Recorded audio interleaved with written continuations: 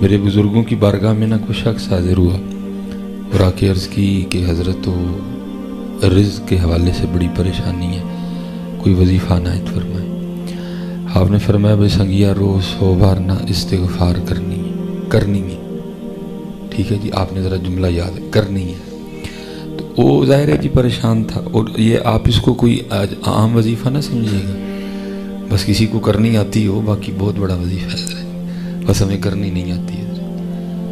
میں تھوڑا جملہ سخت کہنے لگا ہوں، ہم استغفار بھی بدماشوں والی کرتے ہیں، حقیقت ہے جی۔ یہ کون سی استغفر اللہ سے، یہ کون سی استغفر اللہ، شرمندگی کہاں ہے، ندامت کہاں ہے؟ تیرا تو ساری نہیں جھکا، تو نے تو خود کو مجرم تسلیم ہی نہیں کیا ابھی تک۔ اگر کسی کو کرنی آتی ہو بڑا قوی وظیفہ ہے، لیکن کسی کو کرنی آتی ہے۔ اب دیکھیں نا، ہمارا عقیدہ ہے کہ انبیاء معصوم عن الخطا ہیں، لیکن دیکھو نا حضرت یونس علیہ السلام کے عرض کرتے ہیں لا الہ الا انت سبحانک انی کنت من الظالمین۔ حضرت آدم علیہ نبی علیہ السلام ربنا ظلمنا انفسنا وَإِن لَّمْ تَغْفِرْ لَنَا وَتَرْحَمْنَا لَنَكُونَنَّ مِنَ الْخَاسِرِينَ۔ وہ ہے نہیں، وہ پھر بھی خود کو کہہ رہے ہیں ہم ہیں، لیکن کہتے ہی نہیں کوئی بھی۔ اور حضرت سیدنا سفیان ثوری رحمۃ اللہ تعالیٰ علیہ سے کسی نے سوال کیا کہ حضرت جی تسبیح زیادہ پڑھوں کہ استغفار زیادہ کروں؟ آپ نے فرمایا تسبیح کی بڑی شان ہے، سبح للہ ما فی السماوات و ما فی الارض یسبح لہ ما فی السماوات والارض سبح اسم ربک الاعلی الذی خلق فسوی والذی قدر فہدی، ٹھیک ہے جی، سبحان ربی الاعلی سبحان ربی العظیم۔ آپ نے فرمایا لیکن تو استغفار زیادہ کیا کر۔ اس نے عرض کی حضور وہ کیوں؟ آپ نے فرمایا اگر کپڑا گندا ہو جائے نا تو اس کو خوشبو کے بجائے صابن کی زیادہ ضرورت ہوتی ہے۔ گندا کپڑا ہے اس کو دھویا کریں استغفر اللہ کے صابن سے، لیکن طاری کر کے پڑھنا، نہیں تو فائدے کے بجائے نقصان زیادہ ہوگا۔ کیونکہ یہ سب سنابل میر عبد الواحد بالگرامی رحمۃ اللہ فرماتے ہیں ذکر میں غفلت، ذکر میں غفلت ذکر سے غفلت سے بدتر ہے۔ ایک بندہ یاد ہی نہیں کر رہا، یہ کر کے بھی نہیں کر رہا، اس لیے کوشش فرمائیے گا جو بھی کریں ذرا توجہ سے کیا کریں، پھر دیکھیں ہوتا کہ نہیں ہوتا۔ تو آپ نے فرمایا 100 بار کرنی ہے۔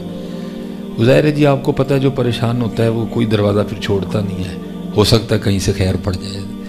وہ بھی بڑی جگہ گیا تھا، جہاں جہاں گیا تھا ہر ایک نے کچھ نہ کچھ تو بتایا تھا نا، اور اس نے بھی بڑا کچھ کر رکھا تھا۔ تو آگے سے عرض کرتا ہے حضرت میں کئی 1000 بار پڑھ چھڑے تو کھ نہیں ہویا، تو 100 بار کرنا کی ہوئے گا؟ آپ نے فرمایا بیلیا تو پاڑی چھڑیا، میں تینوں کرنا لو کہن دیا تھا۔ تھوڑا سا نا آپ اس طرح بھی درود پڑھیں گے نا چھت کو دیکھ کے وہ بھی جائے گا، لیکن اگر آپ آنکھیں بند کر کے توجہ بھی ان کی جانب کر کے پڑھتے ہیں تو پھر دیکھیں ہاں کیا کیا نہیں ہوتا۔ آپ نے اپنے معاشرے میں دیکھا نہیں، یہ چھوٹے چھوٹے لوگوں کے نام بڑے کام کر جاتے ہیں، اس کا نام اس کا نام اس کا نام اس کا نام، تو قربان جاؤں ان کا تو نام ہی بہت بڑا ہے۔ اس نے ہمیں تو نہیں کہا تھا اس میں اعظم ہی سمجھتا ہوں میں اس میں یار کو، اس میں اعظم ہی سمجھتا ہوں میں اس میں یار کو، اسی لیے میں یار ہی کے نام کا حامل ہوا۔ محمد محمد میں کہتا رہا، نور کے موتیوں کی لڑی بن گئی۔ محمد محمد میں کہتا رہا، نور کے موتیوں کی لڑی بن گئی۔ آیتوں سے ملاتا رہا میں آیتیں، پھر جو دیکھا تو نعت نبی بن گئی۔ بس تھوڑا سا نا آپ پڑھتے ہوئے ذرا محبت سے پڑھا کریں، یہ یقین رکھا کریں کہ میں پڑھ رہا ہوں اور محبوب علیہ السلام سن رہے ہیں۔ اور اللہ کا فضل ہے جی، اس نے اتنا نوازا کہ کتابوں تک محدود رہنے نہیں دیا، اس نے بڑا کچھ پریکٹیکل دکھایا مجھے۔ میں جب پڑھتے تھے نا جامعہ نظامیہ لاہور، تو سیالکوٹ میں وہ جس کو کہتے ہیں کہ جہاں بچپن گزرا ہے، میرے گھر کے بالکل سامنے آج بھی قبرستان موجود ہے۔ میں نے ذرا اس کو چھوڑ دیا ہے اس محلے کو، تو وہاں ایک بزرگ رہا کرتے تھے جن کا نام تھا سائیں عبدالرشید رحمۃ اللہ تعالی، اور بزرگ بھی وہ والے نہیں کہ صحیح کو جو نہیں تھے بزرگ بن گئے، وہ بزرگ تھا جس نے بھرا میلہ چھوڑا تھا حضرت جی، بڑے امیر کبیر آدمی تھے. بس کچھ رنگ اس طرح کا لگ گیا کہ انہوں نے اپنی زندگی کے آخری 17 سال قبرستان میں بیٹھ کے گزارے.